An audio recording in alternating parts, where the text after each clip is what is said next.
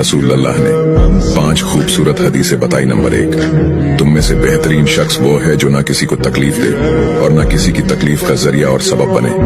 Number 2, जो शख्स दिन में 10 मरतबा सूरतुल इखलास पढ़ेगा, यानी कुल हु अल्लाहु अहद, ये पूरी सूरत पढ़ेगा, अल्लाह ताला जन्नत में उसके लिए महल बना देंगे। नंबर 3, जो शख्स हर फर्ज नमाज के बाद 1 मरतबा आयतुल कुर्सी पढ़ने का मामूल बनाएगा तो उसके और जन्नत के दरमियान सिर्फ मौत का फासला होगा, यानी वो शख्स मरते ही सीधा जन्नत में जाएगा।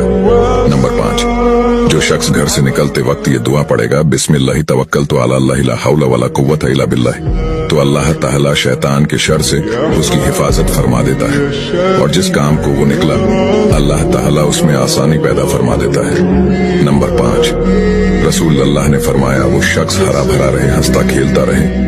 जो शख्स मेरी हदीस सुने उसको महफूज रखे और उसको दूसरों तक पहुंचाए।